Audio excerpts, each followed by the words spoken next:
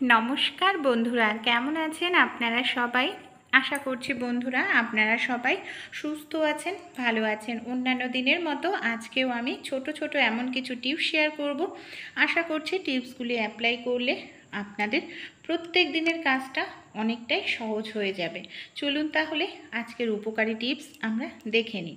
প্রথম যে টিপসটি শেয়ার করছি, আমাদের বাড়িতে এই ধরনের অনেক পুরনো পাত্র বা বাটি থাকে। এই বাটিটার উপরে এখানে আমি নিয়ে নিলাম কিছুটা পরিমাণ তুলো। আর তুলোটাকে দেখুন আমি এখানে এইভাবে ছড়িয়ে নিলাম। তুলোটার ওপর এখানে আমি 2 থেকে 3 ফোঁটা উজালা দিয়ে দেব। বেশি এখানে উজালা দেওয়ার প্রয়োজন নেই। 2 থেকে 3 ফোঁটা উজালা দিলেই কিন্তু আমাদের কাজটা হয়ে যাবে।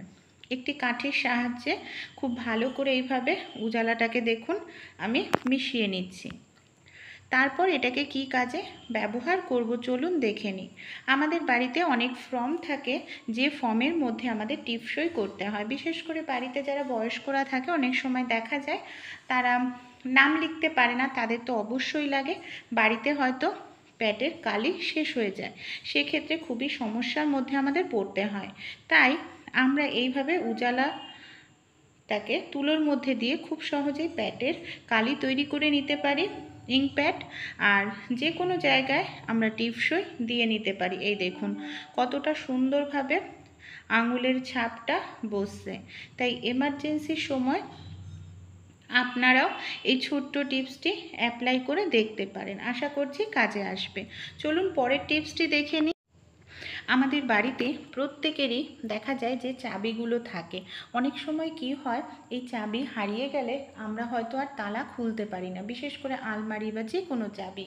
এবার তালা ভাঙতে গেলে আবার নতুন করে তালা কিনো, অনেকটা টাকাও আমাদের খরচা হয়।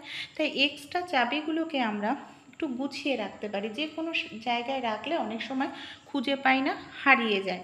আর দেখুন চাবি রাখার জন্য আবার আমাদের দেয়ালও ফুটো করতে হয়, অনেক সময় পেরেক পুঁততে লাগে।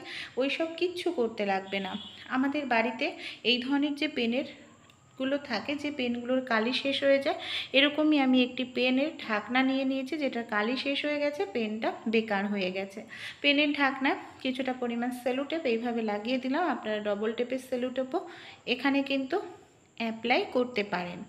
তারপর যে কোনো দেয়ালে যে কোনো কোণায় এইভাবে পেনের ঢাকনাটাকে দেখুন আমি লাগিয়ে দিচ্ছি। এটা কিন্তু টাইটভাবে আটকে থাকবে, সহজে পড়ে যাবে না। তারপর আমাদের যে এক্সট্রা চাবিগুলো আছে, সেই চাবিগুলোকে এইভাবে আমরা ঢুকিয়ে রাখতে পারি। দেখুন দেয়ালও আমাদের ফুটো করতে লাগলো না, চাবিগুলোও একটি নির্দিষ্ট জায়গায় থাকবে, হারিয়েও যাবে না। তাই ভালো লাগলে অবশ্যই আপনারাও কিন্তু অ্যাপ্লাই করে দেখবেন। পরবর্তী যে টিপসটি শেয়ার করব, আমাদের বাড়িতে যে এই ধরনের ব্যাগ থাকে, অনেক সময় দেখা যায় বাচ্চারা বাড়িতে থাকে, ব্যাগের মধ্যে এইভাবে রং পেন্সিল দিয়ে দাগ করতে থাকে কিংবা পেন দিয়ে দাগ করতে থাকে। আর এই ধরনের ব্যাগগুলো যদি আমরা জল দিয়ে ঘষে ঘষে পরিষ্কার করি, বেশি দিন কিন্তু ভালো থাকবে না, খুব অল্প দিনের মধ্যেই আমাদের ব্যাগটা নষ্ট হয়ে যাবে। এই দেখুন, আর পেনের কালির দাগ খুব কঠিন দাগ হয়, সহজে উঠতে চায় না। এই দাগগুলোকে কোনো রকম জল ছাড়া বা ব্যাগটা না ধুয়েই কিভাবে আমরা পরিষ্কার করে নিতে পারি, যে ব্যাগটাও আমাদের পরিষ্কার থাকবে, দাগটাও উঠে যাবে, ধোয়ার কোনো প্রয়োজনই আমাদের এখানে পড়বে না। এর জন্য ছোট্ট একটি কাজ করতে হবে, আমাদের প্রত্যেকের বাড়িতেই থাকে। সেটা হলো পারফিউম বা বডি স্প্রে। যেখানে আপনাদের পেনের দাগ বা যে দাগ লেগেছে সেই জায়গাটায় এইভাবে 1-2 বার স্প্রে করে দিন। তারপর তুলো বা কাপড় দিয়ে একটু ঘষে নিন, দেখবেন মুহূর্তের মধ্যেই দাগ আপনাদের উঠে পরিষ্কার হয়ে যাচ্ছে। এই দেখুন কতটা দাগ ছিল পেনের দাগ, সেই দাগটাও কিন্তু উঠে এখানে পরিষ্কার হয়ে গেল। ভালো লাগলে অ্যাপ্লাই করতে ভুলবেন না এই ছোট্ট টিপসটি। এতে আপনাদের ব্যাগ কিন্তু অনেক দিন পর্যন্ত ভালো থাকবে, সহজে নষ্ট হবে না। চলুন পরের টিপসটি দেখে নিই।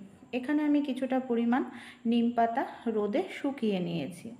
এই নিম পাতার যে ডালগুলো আছে তার থেকে পাতাগুলোকে আলাদা করে নিচ্ছি। পাতাগুলোকেও এখানে আমি ফেলবো না, রেখে দেব। আর এই নিমের যে ডালগুলোকে, এগুলোকে আমরা কী কাজে ব্যবহার করব। বন্ধুরা, এই নিমের যে ছোট্ট ছোট্ট ডালগুলি মজবুত হয়, তাই এটাকে আমরা একটি সাইজ করে কেটে নিচ্ছি। আমরা অনেকেই খাওয়া দাওয়ার পর বয়স্করা দাঁত খোঁচাতে থাকে, দাঁতের মধ্যে নোংরা ঢুকে যায়, খাবারের টুকরো ঢুকে যায়, এর জন্য টুথপিক ব্যবহার করে।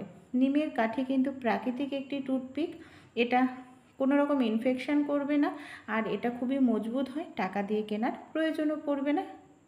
পরবর্তী যে টিপসটি শেয়ার করছি, 5 মিনিটের মধ্যেই আপনারা এখন বাচ্চাদেরকে তৈরি করে দিতে পারেন অসাধারণ এই রেসিপিটি। 1 কাপ ডাল, ছোলার ডাল ভিজিয়ে রেখেছিলাম 3 ঘন্টার জন্য, ভিজে গেছে। ডালটা মিক্সার জারে দিয়ে নুন, হলুদ, টক দই, সেই সঙ্গে লঙ্কা, আদা দিয়ে এটাকে খুব ভালো করে আমরা পেস্ট তৈরি করে নেব। এই দেখুন, পেস্টটা আমার পুরোপুরি রেডি হয়ে গেছে। এবার একটি পাত্র নিয়ে নেব। পাত্রের মধ্যে সামান্য পরিমাণ এখানে আমি দিয়ে দিচ্ছি তেল, রিফাইন তেল। খুব ভালো করে পাত্রটার তলায় রিফাইন তেলটাকে লাগিয়ে নিচ্ছি। ডালের ব্যাটারটাকে এরপর এই পাত্রের মধ্যে ঢেলে দেব, একটু ট্যাপ ট্যাপ করে দেব। তারপর এর মধ্যে আমি দিয়ে দিচ্ছি সামান্য পরিমাণ লঙ্কার গুঁড়ো, এইভাবে ছড়িয়ে। গ্যাসের উপর একটি কড়াইতে জল দিয়ে স্ট্যান্ড বসিয়ে দিয়েছি। পাত্রটাকে বসিয়ে দেব, ঢাকনা দিয়ে ঢেকে 5 মিনিটের জন্য এটাকে স্টিম করে নেব। 5 মিনিট পর ঢাকনাটা খুলে আমি একটি কাঠি দিয়ে এইভাবে দেখে নিচ্ছি। দেখুন, কাঠিটি শুকনো হয়ে গেছে, মানে আমাদের এটা পুরোপুরি রেডি হয়ে গেছে। গ্যাসটা বন্ধ করে এটাকে নামিয়ে নিচ্ছি, ঠান্ডা করে নেব। ঠান্ডা পুরোপুরি হয়ে গেলে একটি ছুরির সাহায্যে এইভাবে কেটে নিচ্ছি। দেখুন, তেল ছাড়াই গরমে খুবই টেস্টি একটি রেসিপি আপনারা এইভাবে তৈরি করে নিতে পারেন। এমনকি 5 মিনিটের মধ্যে তৈরি হয়ে যায়, খুবই উপকারী। শরীর ঠান্ডা রাখবে, আপনাদের সুস্থ থাকবে শরীর। এবার চামচের সাহায্যে এইভাবে একটি পাত্রের মধ্যে তুলে নিলাম। গ্যাসের ওপর একটি পাত্রে 1 কাপ জল দিয়ে দিয়েছি। জলে সামান্য পরিমাণ নুন, সামান্য একটু চিনি, সামান্য একটু লেবুর রস দিয়ে, একটু লঙ্কা দিয়ে ভালো করে জলটাকে ফুটিয়ে নেব। এখানে ফ্রাই প্যানে 1 চামচ তেলে আমি গোটা সরিষা দিয়ে এই উপকরণগুলোকে একটু ভালো করে ভেজে নেব। আপনারা চাইলে তেল নাও এখানে দিতে পারেন। একটু ভাজা ভাজা করে নিলে তারপর এই যে আমরা যে জলের মিশ্রণটা রেডি করে রেখেছিলাম, এটাকে ওপর থেকে দিয়ে দেব। বাচ্চা থেকে বড় সবারই খেতে দারুণ লাগবে। 5 থেকে 6 মিনিটের মধ্যেই রেডি হয়ে যাবে, তাই একবার তৈরি করে আপনারাও খেয়ে দেখতে পারেন। পরবর্তী যে টিপসটি শেয়ার করব, অনেক সময় দেখা যায় আমরা অনেকটা পরিমাণ তেজপাতা একসঙ্গে কিনে নিয়ে আসি, পুরোটা হয়তো লাগে না। কিছুদিন ঘরে রাখলেই তেজপাতার মধ্যে ফাঙ্গাস ধরে যায়, এমনকি তেজপাতাগুলো খুব তাড়াতাড়ি আমাদের নষ্ট হতে শুরু করে। তাই একটি কাজ করতে পারবেন, সহজে আপনাদের তেজপাতা কিন্তু নষ্ট হবে না।